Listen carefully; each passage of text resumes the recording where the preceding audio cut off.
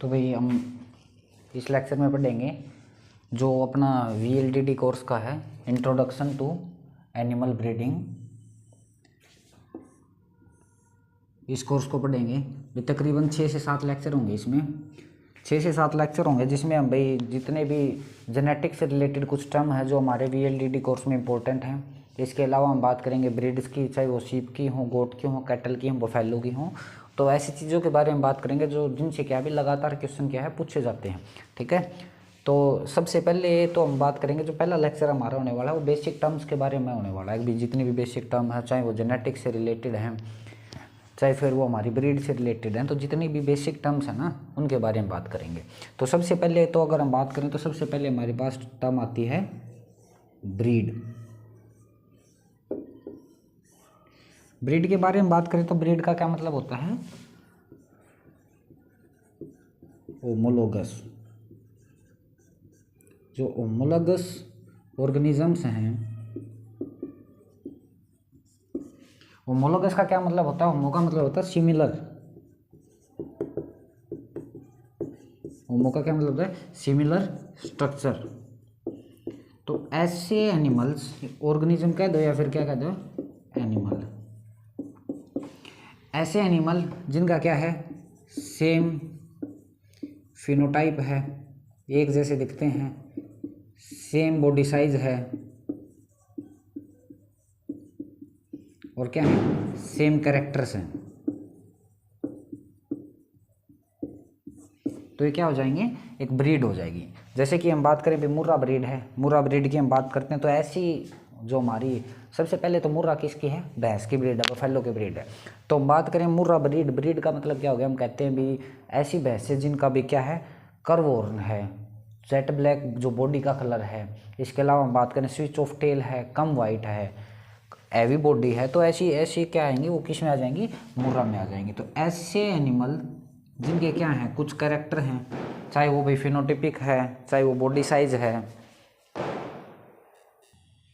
जिनका क्या है, सेम कैरेक्टर्स आएंगे, सेम अपीयरेंस आएगा। ठीक है, तो उसको वो सारे क्या आ जाएंगे, एक ब्रीड के अंडर आ जाएंगे, एक जैसी कंडीशंस। ठीक है, इसके अलावा मैं अगली टर्म के बारे में बात करूँगा, क्या है, breeding value. Breeding value, breeding value का क्या मतलब होता है भी असेसमेंट करना किसका, जेनेटिक मटेरियल का, कि किस पोटेंशियल से उसके ऑफस्प्रिंग आ सकते हैं। तो इसको क्या कह सकते हैं, ब्रीडिंग वैल्यू को असेसमेंट ऑफ जेनेटिक पोटेंशियल, इसको क्या कहेंगे, ब्रीडिंग वैल्यू। कि भी कितने सुपीरियर हैं या फिर कितने इन्फीरियर हैं, उसके क्या है, ऑफस्प्रिंग आ सकते हैं, तो उसको क्या कहेंगे, ब्रीडिंग वैल्यू। इसके बाद अब बात करें अगली टर्म की, असोर्टिव matting.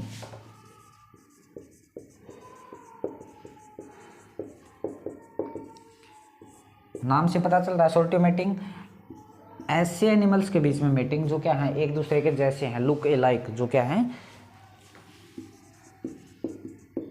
Meeting between animals which are looks alike, जो क्या है, एक दूसरे जैसे दिखते हैं, उनके बीच में क्या मीटिंग होगी, असोर्टिव मीटिंग। इसके अलावा बात करें डिसोर्टिव, डिस आ गया तो किसके बीच में, ऐसे ऑर्गेनिजम्स के बीच में, ऐसे एनिमल्स के बीच में मीटिंग जो क्या है, एक दूसरे की तरह दिखाई नहीं देते, जो क्या है, एक दूसरे से क्या है, अलग हैं। इसके बाद हम बात करें अगली टर्म की, जो क्या है, कोरिलेशन।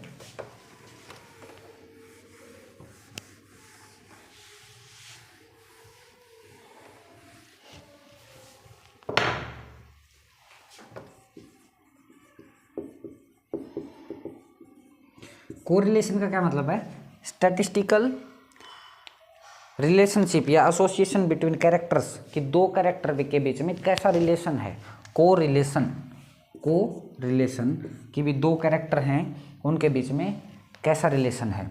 जैसे कि हम बात करें मिल्क यील्ड की और फैट परसेंटेज की, तो क्या है, ये एक दूसरे से नेगेटिवली कोरिलेटेड है। नेगेटिव कोरिलेशन कैसे है भी, जैसे कि मिल्क यील्ड अगर बढ़ जाएगी, अगर मिल्क यील्ड ज़्यादा हो जाएगी तो उसमें क्या है, जो उसमें फैट का परसेंटेज है वो आपको क्या है, कम मिलेगा। तो इन दोनों के बीच में कैसा होगा, ये कोरिलेशन क्या है भी कई बार पूछ लिया जाता है, मिल्क यील्ड और फैट परसेंट के बीच में क्या है, नेगेटिव कोरिलेशन है। अच्छा, इसके अलावा हम बात करें लैक्टेशन यील्ड अगर ज़्यादा है, लैक्टेशन लेंथ ज़्यादा है, लैक्टेशन लेंथ अगर ज़्यादा है तो क्या है, इससे जो टोटल मिल्क यील्ड होगा, टोटल मिल्क यील्ड वो क्या होगा, ज़्यादा होगा। तो इन दोनों के बीच में क्या है, पॉजिटिव कोरिलेशन। अगर एक बढ़ेगा तो दूसरा भी क्या है, बढ़ रहा। तो ये कैसा कोरिलेशन है, ये एक पॉजिटिव कोरिलेशन है। ठीक है, इसके बारे में हम बात करें। इसके बाद हम बात करें कोरिलेशन मतलब दो किन्हीं भी दो चीज़ों के बीच का रिलेशन कैसा है, वो क्या होगा, कोरिलेशन। जैसे भी मिल्क यील्ड और फैट परसेंटेज जो है इनके बीच में कैसा रिलेशन है, एक नेगेटिव है। अच्छा, लैक्टेशन लेंथ अगर ज़्यादा हो जाएगी तो टोटल मिल्क यील्ड भी ज़्यादा हो जाएगा। तो इनके बीच में कैसा रिलेशन है, एक पॉजिटिव रिलेशन है। ठीक है, इसके बाद हम बात करें कुछ और टर्म हैं, जैसे कि मैं बात करूं कलिंग। बहुत बार ये टर्म आपने सुनी भी होगी भी, कलिंग। कलिंग का क्या मतलब होता है, कलिंग का मतलब होता है भी किसी भी चीज़ को हटाना, टू कल, या किसी भी चीज़ को हटा देना। जैसे भी आपने सुना होगा भी फार्म से क्या है, एनिमल को कल कर दिया गया। कल करने का मतलब क्या है, किसी भी चीज़ को वहाँ से रिमूव करना। रिमूव कब करेंगे, या तो उसका जो परफॉर्मेंस है वो पुअर है, एनिमल प्रोडक्टिव नहीं है, तो ऐसी चीज़ें में क्या है, हम क्या कर देंगे, एनिमल को फार्म से हटा देंगे। तो हम जो सेलेक्टिव ब्रीडिंग करवा रहे हैं उसमें इसका एक इम्पोर्टेंट रोल है। तो ऐसे एनिमल्स जो हमारे लिए प्रोडक्टिव नहीं है तो उनको हम क्या कर देते हैं, कल कर देते हैं, क्योंकि वो फिर क्या है, इकोनॉमिकल नहीं रहते।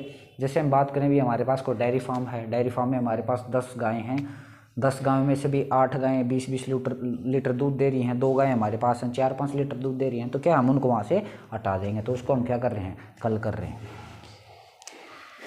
इसके बाद अगली टर्म के बारे में बात करें तो आपने सुना होगा डॉकिंग, डॉकिंग ऑफ टेल। ये आपने सुनी होगी, ये टर्म सीप में सुनी होगी।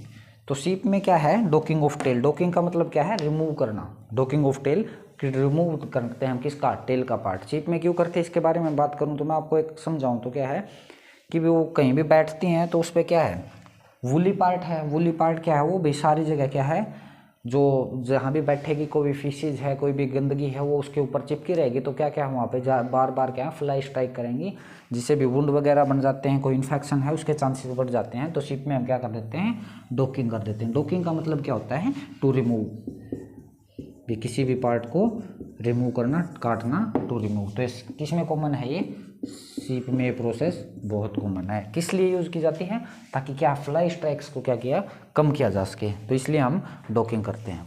ठीक है, ये कुछ जनरल टर्म्स हैं जो हमारे क्या है, बार बार आएंगे। इसके बाद हम बात करें जर्मप्लाज्म फ्रीक्वेंसी। एक टर्म है फ्रीक्वेंसी। फ्रीक्वेंसी का मतलब क्या होता है, भी कितनी बार कोई भी चीज़ क्या है वो रिपीट कर रही है, बार बार आ रही है, वो क्या होती है, फ्रीक्वेंसी होती है। Term to describe the number of time an observation occur in a population. The number of time, कोई भी चीज़ अकर कर रही है, number of time an observation occur in population, तो उसको क्या बोलेंगे, फ्रीक्वेंसी बोलेंगे। इसके अलावा हम बात करें, एक टर्म आते हैं फिनोटाइप, फिनोटिपिक अपीयरेंस बोल दो, या फिर क्या है, सिंपल फिनोटाइप बोल दो। फिनोटाइप, फिनोटाइप का क्या मतलब होता है, फिनोटाइप का मतलब होता है भी एक्सटर्नल अपीयरेंस कैसी है। एक होता है जीनोटाइप, जीन्स की अपीयरेंस, एक होती है फिनोटाइप अपीयरेंस। फिनोटाइप अपीयरेंस क्या है, हम सामने से देख सकते हैं भी कोई भी क्या है, भी कोई हम बात करें कि एक प्लांट है वो टॉल है, तो ये क्या है, फिनोटिपिक क्या है, एक प्लांट टॉल है, हम क्या है, विजिबल हमारे लिए ये चीज़। या कोई एनिमल है वो क्या है, हेल्दी है, तो ये कैसे हैं, express, outward expression of genes, मतलब भी कोई भी जीन है, जीन जेनेटिक मटेरियल की वजह से क्या है, आउटवर्ड एक्सप्रेशन हमें बाहर दिखाई दे रहा है, तो क्या हो गया, फिनोटाइप हो गया।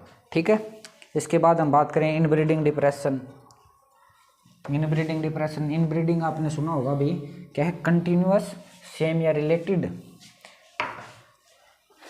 इनब्रीडिंग टर्म सुनी होगी। इनब्रीडिंग का क्या मतलब होता है, जो रिलेटेड ऑर्गेनिजम्स हैं, एनिमल्स हैं, उनके बीच में ही कंटिन्यूस अगर क्रॉसिंग करवाते रहेंगे तो उस प्रोसेस को क्या बोलेंगे? इनब्रीडिंग। ठीक है, इनब्रीडिंग से क्या होगा? होमोजाइगोसिटी बढ़ती रहेगी। इनब्रीडिंग से क्या है? होमोजाइगोसिटी बढ़ती रहेगी। ठीक है, होमोजाइगोसिटी तो क्या है? बढ़ती रहेगी, और जो हेटेरोजाइगोसिटी है वो इससे क्या है? कम हो जाएगी। ठीक है, लगातार ब्रीडिंग क्या है? जो रिलेटेड ऑर्गेनिज्म है, रिलेटेड मेंबर्स हैं, चाहे वो फैमिली मेंबर्स हैं, तो उनके बीच में कंटिन्यूअस क्रॉसिंग करवाने से, बार बार जनरेशन प्रोड्यूस करवाने से क्या उसमें होमोजाइगोसिटी तो बढ़ जाएगी, पर हेटेरोजाइगोसिटी क्या है? वो कम हो जाएगी। तो हाइब्रिड बनने कम हो जाएंगे, तो उससे क्या है कि ओवरऑल जो उसकी प्रोडक्टिविटी है वो भी कम हो जाएगी। ठीक है, तो इसमें एक टर्म आ गई इनब्रीडिंग डिप्रेशन।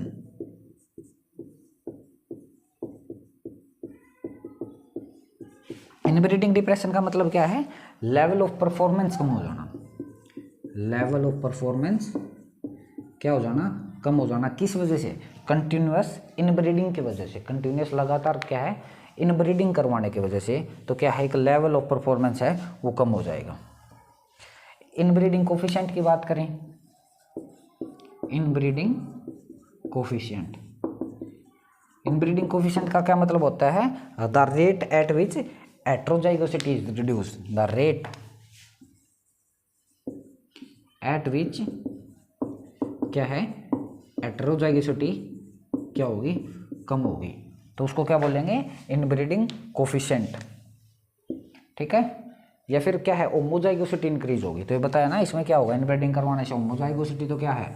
बढ़ जाएगी, और हेटेरोजाइगोसिटी क्या है? वो कम हो जाएगी। तो इसको क्या बोलेंगे? Inbreeding coefficient. इसके अलावा हम बात करें लिथल जीन, भी ऐसा जीन, लिथल जीन का क्या मतलब होता है? ऐसा जीन, लिथल नाम से ही पता चल रहा है, लिथल जो क्या कर रहे हैं? डेथ खोज करवाए। ऐसा जीन अगर वो एक्सप्रेस होता है तो क्या करवाएगा? डेथ करवा देगा, तो उसको हम क्या कहेंगे? Lethal gene. ठीक है, इसके बाद हम बात करें प्लेटिव।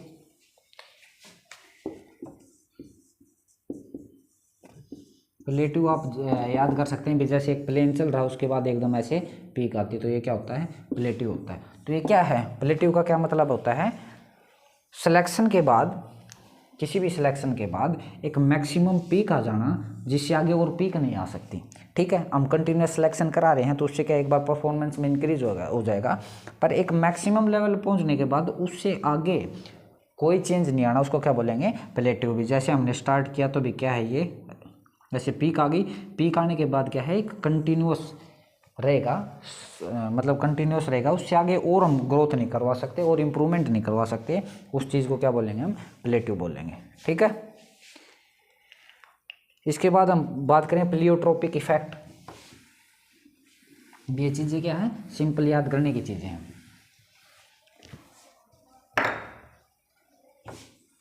प्लियोट्रोपी सुना होगा आपने, तो भी सिंगल जीन की वजह से,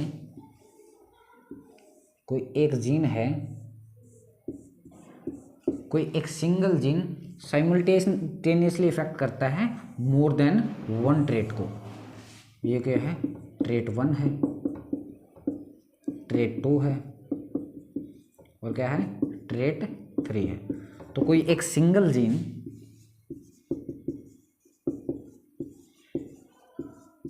साइमल्टेनियसली इफेक्ट करे मोर देन वन ट्रेट को, तो उसको क्या करेंगे? प्लियोट्रोपिक जीन या प्लियोट्रोपिक इफेक्ट। ठीक है, इसके बाद हम बात करें एलील की बात करें। क्या होते हैं एलील्स? आपने बहुत बार ये टर्म सुनोगे आप, एलील। एलील का क्या मतलब होता है? Alternative form of a gene.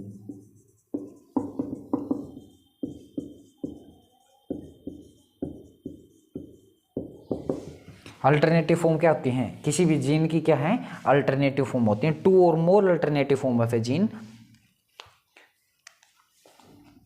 Alleles क्या होती हैं? 2 और more alternative form of a gene होते हैं। जैसे कि हम बात करें भी, कोई क्रोमोसोम है भी, यहाँ पे एलील प्रेजेंट है, तो जब एलील दोनों क्या है? एक जैसे होंगे तो उनको क्या बोलेंगे? Homologous allele.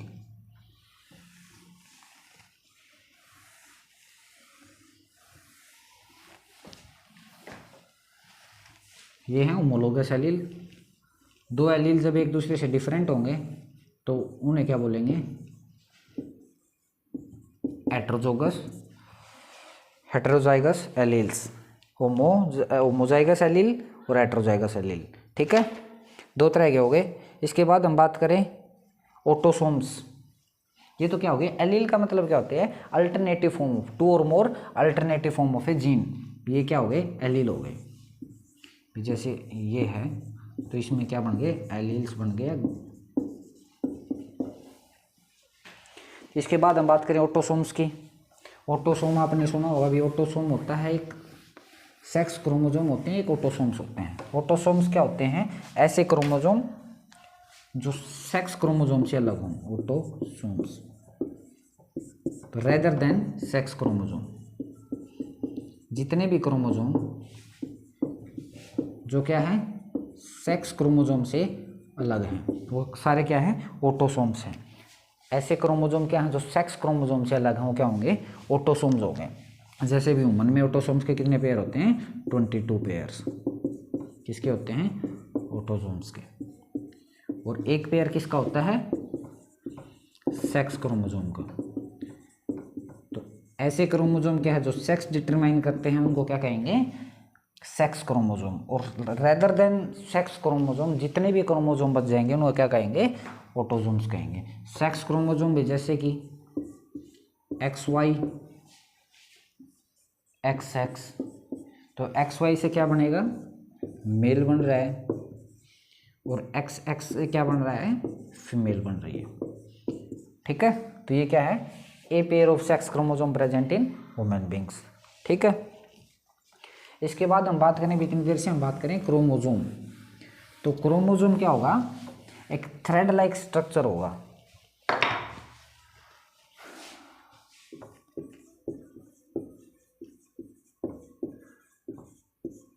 क्रोमोसोम आपने पढ़ा भी होगा, क्या होता है, एक थ्रेड लाइक स्ट्रक्चर होगा। और इस थ्रेड लाइक स्ट्रक्चर के अंदर क्या होगा, DNA होगा, प्रोटीन्स होंगे जो क्या करते हैं भी, एक जनरेशन से दूसरे जनरेशन में क्या है, कैरेक्टर्स का को कैरी करते हैं। ठीक है, क्या करेंगे, ये एक जनरेशन से दूसरे जनरेशन में जो कैरेक्टर आते हैं उनके लिए कौन रिस्पॉन्सिबल होते हैं, क्रोमोसोम्स रिस्पॉन्सिबल होते हैं। क्योंकि अंदर क्या है, जीन्स हैं, जेनेटिक मटेरियल है, DNA है, प्रोटीन्स हैं। अच्छा, ये सिचुएटेड कहाँ होते हैं, न्यूक्लियस में। और विजिबल कब होते हैं, मेटाफेज स्टेज के अंदर, metaphase stage of cell division. ठीक है, कहाँ कब विजिबल होंगे, metaphase stage of cell division में। इसके अंदर न्यूक्लिक एसिड है, DNA मटेरियल है, थ्रेड लाइक स्ट्रक्चर होंगे, प्रेजेंट कहाँ होंगे, न्यूक्लियस में प्रेजेंट होंगे। विजिबल कब है, metaphase stage of cell division के अंदर। तो ये चीज़ें याद रखनी है। ठीक है, भी पहले तो कहाँ प्रेजेंट है, न्यूक्लियस में। विजिबल कब होगा, metaphase stage of cell division.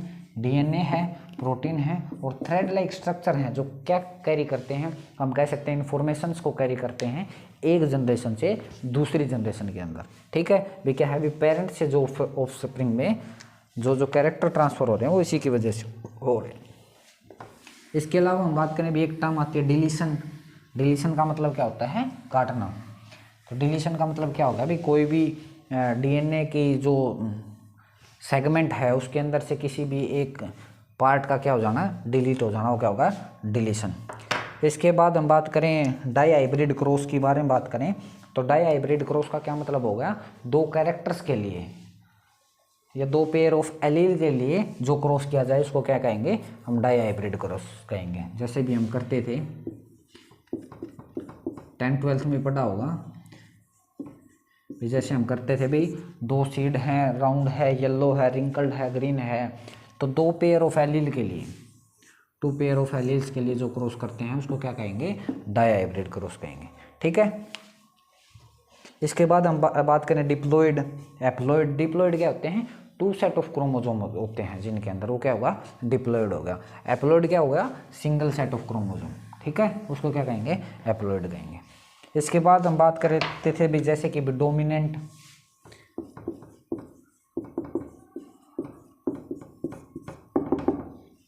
Dominant की बात करें तो हम डोमिनेंट का मतलब क्या है कि जो दूसरे को एक्सप्रेस ना होने दे, दूसरे की प्रेजेंस में खुद एक्सप्रेस हो, वो क्या हो गया, डोमिनेंट हो गया। और एक हो गया रिसेसिव। ठीक है, जैसे कि भी हम टोल, ये हो गया। तो जैसे कि हम बात करते थे भी ये क्या डिनोट करता है, टोल, ये भी क्या है, टोल, ये क्या है, ड्वार्फ। तो कोई भी ऐसा एलील जो दूसरे की प्रेजेंस में खुद को क्या है, दूसरे को सप्रेस कर दे, खुद को ज़्यादा दिखाए, वो क्या होगा, डोमिनेंट होगा। और ऐसा जो खुद को ज़्यादा ना दिखाई पाए वो क्या होगा, रिसेसिव होगा। जैसे कि हम बात करें, दो कैपिटल टी हैं, ये टोल बन गया, एक कैपिटल टी है, एक स्मॉल टी है। तो जो कैपिटल टी है वो खुद को ज़्यादा एक्सप्रेस कर रहा है, जिसकी वजह से क्या है, ये टोल है। यहाँ प्रेजेंट स्मॉल टी भी है, पर जो कैपिटल टी है वो खुद को एक्सप्रेस कर रहा है, दूसरे को क्या है, मास्क कर रहा है, दूसरे को एक्सप्रेस नहीं होने दे रहा है। तो ये कैसा है, कैपिटल की टी कैसा है, डोमिनेंट है। और स्मॉल टी कैसा है, रिसेसिव है। ठीक है, इसके बाद हम बात करें जीन की बात करें। जीन का क्या मतलब होता है, क्रोमोसोम की हमने बात की, थ्रेड लाइक स्ट्रक्चर है क्रोमोसोम, डीएनए प्रोटीन्स कैरी करता है, न्यूक्लियस में है, मेटाफेज स्टेज में विजिबल है। इसके बाद हम बात करें जीन। जीन का क्या मतलब होता है, ये क्या है, एक पोर्शन ऑफ डीएनए है, पोर्शन ऑफ डीएनए जो क्या करता है, कैरी करता है इंफॉर्मेशंस को, इनहेरिटेंस को, कैरेक्टर्स को अगली जनरेशन में ट्रांसफ़र करवाने के लिए। क्रोमोसोम के अंदर क्या है, जीन है, और इसके ऊपर क्या होते हैं, जीन के अंदर क्या आते हैं, अल्टरनेटिव फॉर्म्स, टू और more alternative form of gene को क्या बोलेंगे, एलील। तो हम ऐसे याद रख सकते हैं भी क्रोमोसोम है, क्रोमोसोम के अंदर क्या है, जीन है, और उसकी अगर अल्टरनेटिव फॉर्म बात करें, छोटी फॉर्म की बात करें, तो क्या आ जाएंगे, घूम फिर के एलील्स आ जाएंगे। ठीक है, तो क्या है, ये पोर्शन ऑफ डीएनए है which inheritance characters which are transmitted from one generation to another generation. अच्छा, इसके बारे में बात करूं तो ये क्या है, एक basic unit of inheritance, basic unit of inheritance. ये क्या है, इनहेरिटेंस की बेसिक यूनिट है। एक जनरेशन से दूसरे जनरेशन में जो भी इंफॉर्मेशन है, जो भी कैरेक्टर है, वो ट्रांसफ़र करवाता है। तो ये क्या है, बेसिक यूनिट ऑफ इनहेरिटेंस है। ठीक है, इसके बाद हम बात करें जेनेटिक्स की बात करें। जेनेटिक्स का क्या मतलब होता है, जो इनहेरिटेंस, हेरिटेबिलिटी के बारे में बात करें, वेरिएशंस के बारे में बात करें, ऑर्गेनिजम्स की ऐसी स्टडी जो क्या है, इनहेरिटेंस की बात करें या फिर हेरिटेबिलिटी की बात करें, वेरिएशंस की बात करें, ऐसी स्टडी और ऐसी ब्रांचेज किसके अंदर आएंगे, सारे के सारे जेनेटिक्स के अंदर आएंगे। ठीक है, इसके बाद हम बात करें हेरिडेटरी। हेरिडेटरी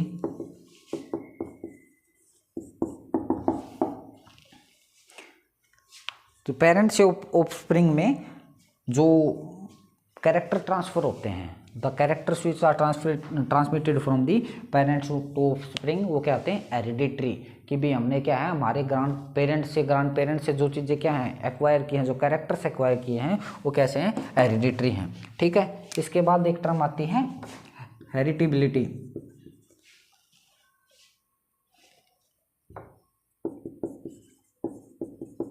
हेरिटेबिलिटी को क्या डिनोट करते हैं, एच स्क्वेयर से। इसका क्या मतलब होता है, हेरिटेबिलिटी का, strength of inheritance of A trait, कि कितनी मैक्सिमम लेवल तक किसी भी ट्रेट को क्या है, इनहेरिटेड किया जा सकता है, किसी भी ट्रेट को क्या है, गेन किया जा सकता है, उसको क्या बोलेंगे, हेरिटेबिलिटी। किससे डिनोट करते हैं इसको, एच स्क्वेयर से डिनोट करते हैं। ये इसमें क्या है, याद रखने वाली बात है। इसके बाद हम बात करें हेट्रोजाइगस। हेट्रोजाइगस बताया था भी जो अलग अलग हैं, होमोजाइगस क्या हैं, जो एक जैसे हैं, हेट्रोजाइगस क्या हैं, अलग अलग हैं। जैसे ये क्या हैं, होमोजाइगस हो गए, ये क्या हैं, हेट्रोजाइगस हैं, ये क्या हैं, होमोजाइगस हैं। ठीक है, तो कोई भी ऐसी चीज़ें, होमो का मतलब एक जैसा, जाइगस का मतलब, लोगस का मतलब स्ट्रक्चर था, ये ऐसे ही भी हेट्रोजाइगस कोई एलील्स के पेयर हैं जो एक जैसे हैं, तो क्या हैं, होमोजाइगस हैं, अलग अलग हैं तो क्या हैं, हेट्रोजाइगस हैं। ठीक है, इसके बाद हम बात करें हाइब्रिड। हाइब्रिड का मतलब क्या है, हाइब्रिड एक चीज़ बताई थी, हाइब्रिड क्या है में क्या है, परफॉर्मेंस बढ़ता है। हाइब्रिड का क्या मतलब है, दो एलील्स के पेयर हैं ऐसे, इन दोनों से मिलकर क्या बनेगा, ये इनका क्या बन गया, एक हाइब्रिड बन गया। हाइब्रिड एक बात कर सकते हैं, कॉम्बिनेशन होता है, कॉम्बिनेशन है किन्हीं भी दो चीज़ों का, किस लिए करवाया जाता है, परफॉर्मेंस को बढ़ाने के लिए। ठीक है, हाइब्रिड किस लिए करवाया जाता है, परफॉर्मेंस को बढ़ाने के लिए। इसके बाद आता है लॉ ऑफ इंडिपेंडेंट असॉर्टमेंट और लॉ ऑफ सेग्रीगेशन, मेंडल ने दिए थे भी।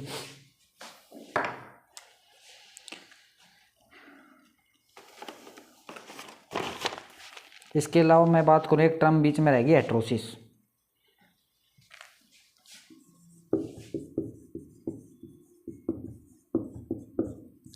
हेटेरोसिस का क्या मतलब होता है, पेरेंट्स के कंपैरिजन में कितना ऑफस्प्रिंग्स में क्या है, पॉजिटिव चेंज आया है, लेवल ऑफ परफॉर्मेंस जो है वो बढ़ा है, increase in level of performance as compare to parents, तो उसको क्या बोलेंगे, हेटेरोसिस बोलेंगे। ठीक है, इसके बाद हम बात करें लॉ ऑफ सेग्रीगेशन।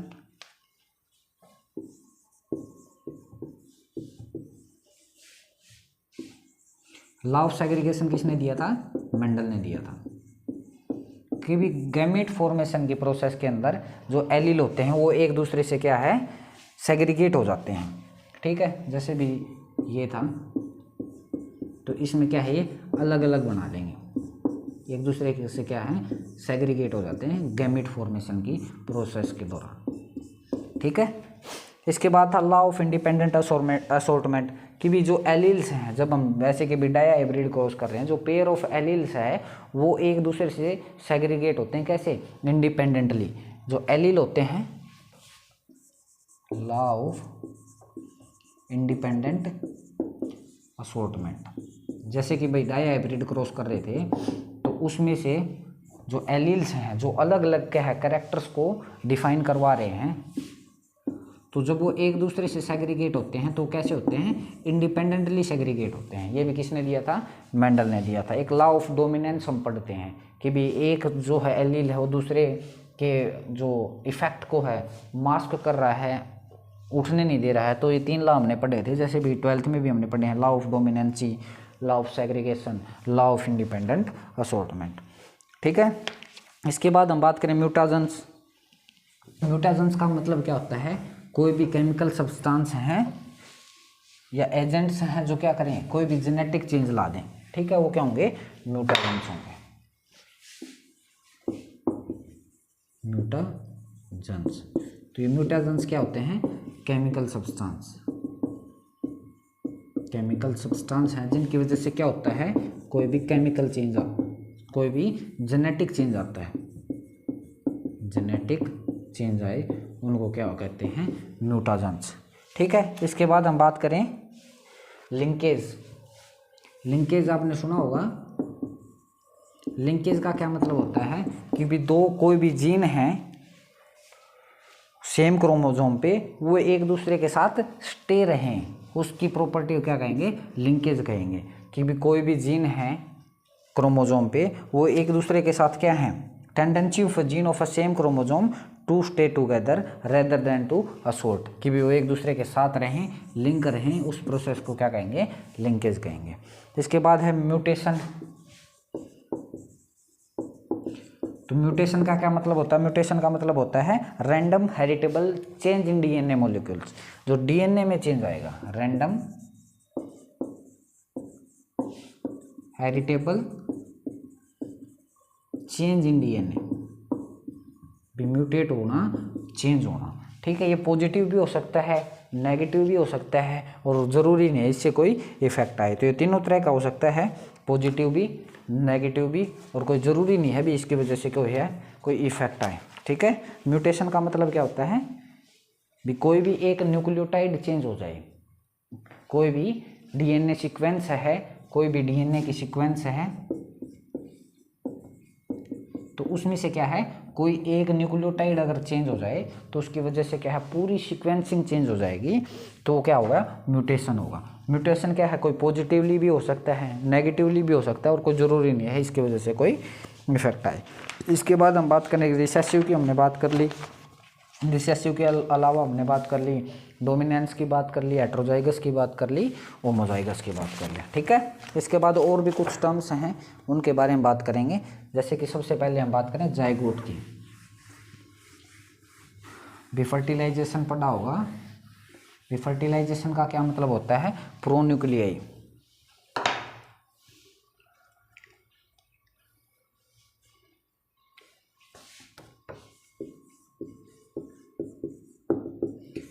फर्टिलाइजेशन का क्या मतलब होता है? एक मेल प्रोन्यूक्लियाई है, एक फीमेल प्रोन्यूक्लियाई है, दोनों के फ्यूजन को क्या बोलेंगे? दोनों के फ्यूजन को क्या बोलेंगे? फर्टिलाइजेशन बोलेंगे। और इस प्रोसेस से जो चीज़ प्रोड्यूस होगी वो क्या प्रोड्यूस होगा? एक जाइगोट प्रोड्यूस होगा। ठीक है, तो क्या है ये, क्या होता है? डिप्लॉइड होगा। क्यों डिप्लॉइड क्यों होगा? मेल प्रोन्यूक्लियाई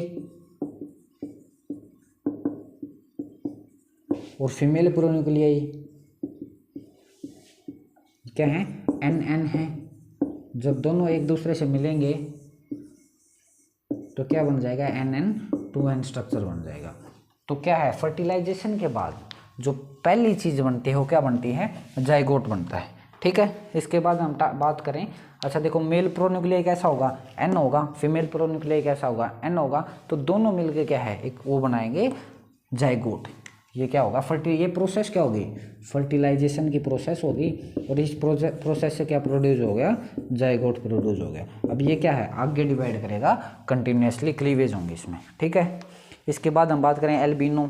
एल्बिनो का क्या मतलब होता है? आपने देखा होगा कई बार, क्या स्किन में पिगमेंटेशन नहीं होती, या फिर हम बात करें भी आई में पिगमेंटेशन प्रेजेंट नहीं होती, तो उसको क्या बोलेंगे? Albino. No pigmentation, no pigmentation in skin और आई। इसके लिए कौन रिस्पॉन्सिबल होता है? पिगमेंटेशन के लिए मेलानिन। ठीक है, पिगमेंटेशन के लिए कौन रिस्पॉन्सिबल है? मेलानिन रिस्पॉन्सिबल है। तो पिगमेंटेशन जब प्रेजेंट नहीं होती स्किन में या फिर आई में, तो उस प्रोसेस को क्या कहेंगे? एल्बिनो। और ऐसा एलील जो एल्बिनो प्रोड्यूस करता है उसको क्या बोलेंगे? एल्बिनिज्म। ठीक है, वो क्या हो जाएगा? एल्बिनिज्म। इसके अलावा हम बात करें कि टर्म्स हैं, जैसे कि हम बात करें आर्टिफिशियल इंसेमिनेशन, AI की हम बात करते हैं। जैसे आर्टिफिशियल इंसेमिनेशन। आर्टिफिशियल इंसेमिनेशन का क्या मतलब होता है? कि मेल से हम जो है स्पर्म कलेक्ट करेंगे, उसको हम क्या है? स्टोर करेंगे, और फिर क्या है? कहीं भी हम उसको कैरी करते हैं। अभी जैसे आपने देखा होगा लिक्विड नाइट्रोजन में उसको कैरी करते हैं, वहाँ उसकी थ्रोविंग करेंगे, और जब हमें रिक्वायरमेंट होगी तो क्या फीमेल में उसको इंसर्ट करवा देंगे। इस पूरी प्रोसेस को क्या कहते हैं? AI, artificial insemination. ठीक है, इसके अलावा हम बात करेंगे ब्लड लाइन की। हम बात करते हैं भी, जैसे कह देते हैं भी ये कोई भी डॉग है या फिर हॉर्स है, ये किस ब्लड लाइन का है? कि भाई जो उसके जो रिलेशनशिप्स है, उसके जो पेरेंट्स हैं वो कौन हैं, कहाँ हैं, कैसे हैं, मतलब रिलेशनशिप्स के बारे में बात करेंगे। कि भाई हम कह देते हैं ये तो उस खरने का है, खरना बोलते हैं। ब्लड लाइन का क्या मतलब होता है? खरना। जो हमारी सीधी भाषा में बात करते हैं, चाहे वो कुत्ते की हो चाहे भी हॉर्स की हो, हम बात करते हैं ये तो उस ब्लड लाइन का है। ठीक है, तो उसका क्या मतलब होता है? रिलेशनशिप्स क्या हैं किन्हीं भी एनिमल्स के बीच में, तो उसको हम क्या कहेंगे? ब्लड लाइन कहेंगे। इसके अलावा हम बात करें जर्म प्लाज्म। जर्म प्लाज्म का मतलब क्या होता है? कोई भी genetic material present in an organism या फिर एनिमल और इन पॉपुलेशन, तो जो टोटल होगा वो क्या हो जाएगा? Germ plasm. इसके बाद हम बात करें क्लेफ्ट प्लेट। आपने सुना होगा भी अब्सेंस ऑफ, तो क्लेफ्ट प्लेट का क्या मतलब होता है? जो पैलेट है या फिर जो अपर लिप है, ईयर लिप भी इस कंडीशन को बोल देते हैं, वो सेपरेट हो जाता है। जैसे कि भी जब काफ हुआ तो उसी टाइम क्या है? इनकम्प्लीट प्रेजेंट था पैलेट या फिर लिप, इनकम्प्लीट प्रेजेंट है, तो उसकी वजह से क्या होगा? एक सकलिंग नहीं होगी अच्छे से, भी मिल्क है वो नहीं पिया जाएगा। और कई कंडीशंस में क्या है कि भी जो वो मिल्क पीते हैं वो क्या है? थोरैक्स के थ्रू लंग्स में भी चला जाता है, जिससे क्या है? निमोनिया बन जाता है। तो क्लेफ्ट प्लेट क्या होता है? Palate is divided causing in animals difficult in suckling, जिससे क्या है? वो दूध नहीं पी पाते हैं। ठीक है, इसके अलावा मैं बात करूं ब्रोइलर्स। ब्रोइलर्स ऐसे बर्ड हैं ब्रॉयलर, जिनको क्या है मीट के लिए इस्तेमाल किया जाता है। इसके बाद हम बात करें लेयर क्या होते हैं, एग के लिए इस्तेमाल किया जा सकते हैं, नाम से पता चल रहा है ना। इसके बाद हम बात करें कास्ट्रेशन का क्या मतलब होता है, रिमूवल ऑफ गोनाड, ठीक है, रिमूवल ऑफ गोनाड, चाहे वो टेस्टिस हैं, जैसे भी हम कहते हैं भी बुल को कास्ट्रेशन कर दिया बुल का। दो मेथड है, ओपन मेथड है, क्लोज मेथड है। तो रिमूवल ऑफ टेस्टिस, ठीक है, रिमूवल ऑफ टेस्टिस को हम क्या कहेंगे, कास्ट्रेशन कहेंगे। इसके अलावा हम बात करें कोलेस्ट्रम का क्या मतलब होता है, फर्स्ट सिक्रेशन आफ्टर पार्चुरेशन, जो जस्ट आफ्टर पार्चुरेशन जो पहला सिक्रेशन है उसको हम क्या कहेंगे, कोलेस्ट्रम कहेंगे। ये हमने जब न्यूट्रिशन में लेक्चर डिलीवर किए थे उस टाइम बताया भी था कि इसकी भी जो एंटीबॉडीज ज़्यादा है, विटामिन ए ज़्यादा है, प्रोटीन ज़्यादा है, क्या क्या इसके फ़ायदे हैं सारे हमने वहाँ पे बताए भी थे। तो कोलेस्ट्रम का क्या मतलब होता है, कोलेस्ट्रम का मतलब होता है फर्स्ट सिक्रेशन आफ्टर पार्चुरेशन, 3 से 4 दिन ये लगातार सिक्रेट होता है, ठीक है। इसके अलावा हम बात करें ऑब्जेक्टिव ट्रेट्स, ऐसे ट्रेट्स जिनको क्या है मेजर किया जा सकते, मेजर किया जा सके, ऑब्जेक्टिव ट्रेट्स, ऐसे ट्रेट्स जिनको क्या है मेजर किया जा सके, उनको क्या कहते हैं, ऑब्जेक्टिव ट्रेट्स कहते हैं। इसके अलावा हम बात करें सब्जेक्टिव ट्रेट्स।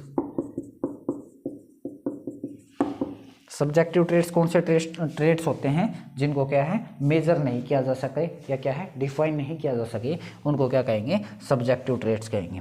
इसके अलावा हम बात करें पॉपुलेशन, ग्रुप ऑफ एनिमल्स को हम क्या कहते हैं, पॉपुलेशन कहते हैं। इसके अलावा हम बात करें प्यूबर्टी, प्यूबर्टी का मतलब क्या होता है, सेक्सुअल मैच्योरिटी आ गई एनिमल, सेक्सुअल मैच्योरिटी, ऐसी एज जिसमें क्या है जो ऑर्गेनिज्म क्या है फर्टाइल ओवा प्रोड्यूस करने स्टार्ट कर दे या फर्टाइल स्पर्म्स प्रोड्यूस करने स्टार्ट कर दे तो क्या होगी, प्यूबर्टी होगी।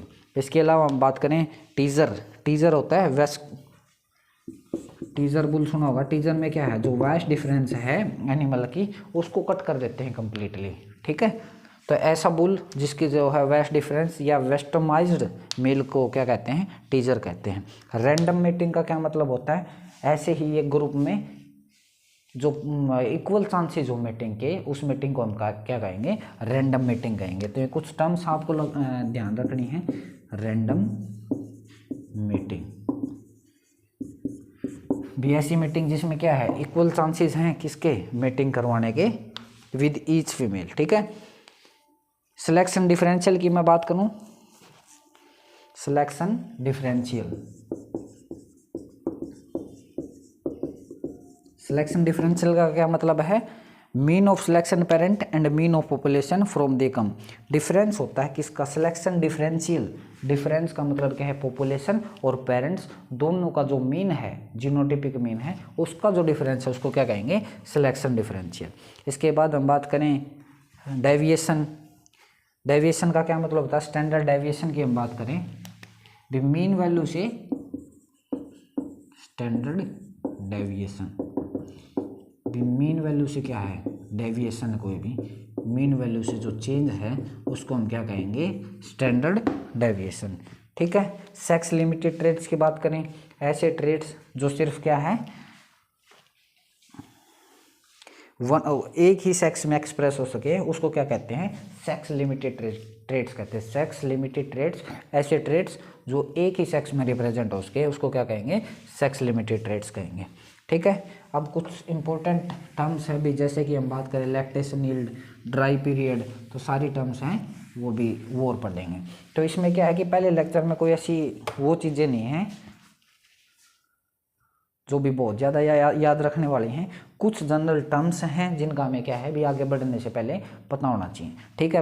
वैसे तो यहाँ पर जो बेसिक तो क्या है भी मेथड ऑफ सिलेक्शन है, टाइप ऑफ सिलेक्शन है, इसके अलावा भी ब्रीड्स के बारे में हम बात करेंगे, तो ब्रीड इसमें बहुत ज़्यादा इंपॉर्टेंट है जो आगे लेक्चर्स में आएंगी। तो एक टर्म आती है AFC, AFC क्या है, age at first calving, age at first calving.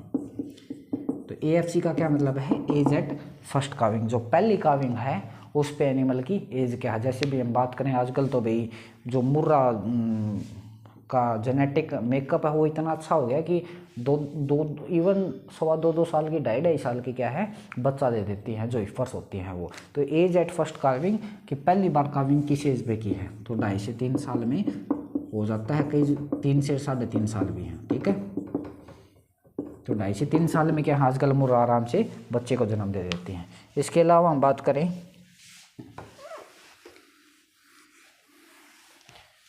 भी पार्चुरेशन हुआ, भी यहाँ क्या हो गया पार्चुरेशन हो गया। भी कुछ टर्म्स हम वो सारी की सारी लगातार इसी में पढ़ लेंगे। ये क्या है, day of parturition, day of parturition, ठीक है। डे ऑफ पार्चुरेशन के बाद जो ये पीरियड है जहाँ पर क्या किया हमने एआई कर दी, ठीक है। तो ये जो पीरियड है सारा ये क्या है सर्विस पीरियड, ये क्या हो गया सर्विस पीरियड। तो सबसे पहले मैं बात करूँ सर्विस पीरियड। सर्विस पीरियड का क्या मतलब हो गया, भी डे ऑफ कार्विंग या डे ऑफ पार्चुरेशन से सक्सेसफुल कंसेप्शन का दिन। एआई करने का मतलब ये नहीं है खाली कि भी एआई कर दी, सक्सेसफुल कंसेप्शन कि भी क्या है उसने कंसेप्शन कर लिया, क्या वो मान गई जो हमने एआई की आर्टिफिशियल इंसेमिनेशन किया है वो क्या है जाइगोट बन गया या आगे फिर जेस्टेशन उसका पीरियड स्टार्ट हो गया, और सक्सेसफुली कंसेप्शन की टाइम पीरियड को क्या कहेंगे सर्विस पीरियड। तो सर्विस क्या पीरियड का क्या मतलब है, डे ऑफ पार्चुरेशन, ऐसा दिन जब वो पार्चुरेटेड हुई उससे लेकर जब तक उसको गाभिन करवाया गया ना उसका जो टाइम पीरियड है उसको क्या हम कहेंगे सर्विस पीरियड कहेंगे, ठीक है। दूसरी बात आती है हमारी, अगर हम अगली बात करें लैक्टेशन हेल्थ। लैक्टेशन लेंथ का क्या मतलब है, कितने टाइम पीरियड तक पशु क्या है दूध दे रहा है, ठीक है। तो भाई यहाँ पशु हमारा क्या है पार्चुरेटेड हुआ था, यहाँ हमने उसकी एआई करवा दी, हम ये मान के चल रहे हैं भी यहाँ तक क्या है उसका ये सारी लेंथ क्या है लैक्टेशन लेंथ है, ये क्या होगी हमारी लैक्टेशन लेंथ, ठीक है। ये हमारी क्या है लैक्टेशन लेंथ हो गई। अप्रोक्सीमेटली 305 दिन हम इसको मान के चलते हैं, 305 डेज, ठीक है। अच्छा अब लैक्टेशन लेंथ के बाद अगला पीरियड क्या आता है ड्राई पीरियड आता है। लैक्टेशन लेंथ के बाद क्या आता है ड्राई पीरियड। ड्राई पीरियड का क्या मतलब होता है, ऐसा टाइम जिसके अंदर पशु क्या है ड्राई है, दूध नहीं दे रहा है। तो भाई क्या है लैक्टेशन लेंथ थी, लैक्टेशन लेंथ के बाद क्या आएगा ये अपना ड्राई पीरियड आ गया, ड्राई पीरियड, ये हमारा क्या होगा ड्राई पीरियड हो गया यहाँ तक का, ठीक है। ड्राई पीरियड क्यों ज़रूरी है, ये न्यूट्रिशन में भी बताया था भाई ड्राई पीरियड इसलिए ज़रूरी है क्योंकि उसमें क्या है उस टाइम फिटस की ग्रोथ हो रही है, दोबारा फिर मिल्क प्रोड्यूस करवाने के लिए न्यूट्रिएंट्स चाहिए, तो इस पीरियड के अंदर क्या है एक मदर सारी चीज़ों को कवर कर लेती है, तो ये क्या है ड्राई पीरियड है। कम से कम अप्रोक्स आप मान के चलो 2 मंथ तो आपको देने ही पड़ते हैं ड्राई पीरियड में, ठीक है। ये हमारा हो गया ड्राई पीरियड। तो इसके बाद हम बात करें कि जो काविंग इंटरवल, काविंग इंटरवल का क्या मतलब होता है कि 2 काविंग के बीच में गैप को हम क्या कहेंगे काविंग इंटरवल कहेंगे। तो यहाँ से लेकर ये हमारी होगी फर्स्ट काविंग और ये हमारी होगी दूसरी काविंग, ये सारा पीरियड क्या हो जाएगा calving interval, calving interval. Calving interval का क्या मतलब होता है 2 लगातार काविंग्स के बीच में जो गैप है उसको हम क्या कहेंगे काविंग पीरियड कहेंगे। तो इसमें क्या क्या चीज़ें आती हैं, सर्विस पीरियड आता है, ठीक है। तो हम ये मान के चलते हैं 60 दिन के आसपास का समय चाहिए, 45 से 60 दिन आप इसको कह सकते हैं भी मिनिमम इतना तो होना ही चाहिए, 45 से 60 दिन मिनिमम होना ही होना चाहिए भी, इतना टाइम तो चाहिए एक काविंग के बाद। ऐसा पीरियड डे ऑफ पार्चुरेशन से लेकर फर्स्ट सक्सेसफुल कंसेप्शन तक के पीरियड को क्या कहेंगे सर्विस पीरियड। लैक्टेशन लेंथ का मतलब क्या है कितने टाइम पीरियड तक पशु ने दूध दिया है। ड्राई पीरियड का क्या मतलब होता है कि जिस टाइम पशु दूध नहीं दे रहा है, और इस टोटल पीरियड को हम क्या कहेंगे, इस टोटल पीरियड को हम कहेंगे काविंग इंटरवल। 2 लगातार काविंग के बीच का जो टाइम गैप है उसको हम कहेंगे काविंग पीरियड। तो ये थोड़ा सा इंपॉर्टेंट है, ये आपको भी ध्यान होना चाहिए, भी पूछ लिया जाता है भी calving interval is equal to lactation length plus dry period, ठीक है। तो ये सारी चीज़ें आपको थोड़ी ही ध्यान होनी चाहिए। इसके अलावा मैं बात करूं lactation milk yield, lactation milk yield का क्या मतलब होता है, डे ऑफ काविंग से ड्राई होने तक जितना टोटल मिल्क प्रोड्यूस किया है एनिमल ने, ये क्या है, लैक्टेशन मिल्क यील्ड है।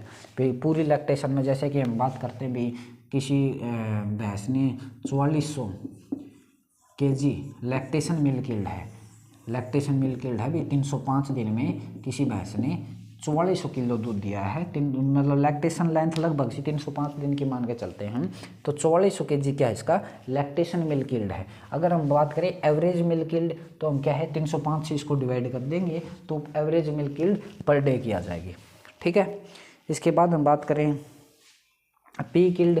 पीक यील्ड का क्या मतलब होता है, पीक यील्ड, पीक यील्ड का होता है मैक्सिमम, मैक्सिमम एक टाइम प्रोड्यूस कर रही है कोई भैंस, क्या है 3 से 4 वीक के आसपास आती है, तब क्या होती है पीक यील्ड आती है 3 to 4 वीक में। भी क्या है, मान के चले भी 4400 kg उसने पूरे लैक्टेशन में दूध दिया है, पर कुछ दिनों उसने भी 23-24 किलो दूध दिया है, तो ये उसके क्या था, पीक यील्ड थी। भी जब वो 1 महीने की थी तब 23-24 किलो दूध दे रही थी, जैसे जैसे भी लेंथ आगे चलती गई वैसे वैसे दूध भी कम होता जाएगा ना, भी प्रेग्नेंट हो जाएगी उसके बाद दूध कम हो जाएगा, तो जो मैक्सिमम प्रोडक्शन था दूध का इस टाइम पीरियड के दौरान उसको क्या कहेंगे, पीक यील्ड कहेंगे। ठीक है, इसके बाद हम बात करें लैक्टेशन मिल्क यील्ड होगी, average milk yield per day. Average milk yield per day बताइए भी जितना लैक्टेशन में दूध है अपॉन में जितने टोटल दिन हैं उनको डिवाइड करेंगे तो एवरेज मिल्क यील्ड आ गया पर डे का। ठीक है, इसके अलावा और बात करें कुछ टर्म है हर्ड की एवरेज, एक टर्म आती है हर्ड एवरेज, एक आती है वेट एवरेज। ठीक है, दोनों में थोड़ा सा डिफरेंस है, वो आपको क्या पता होना चाहिए।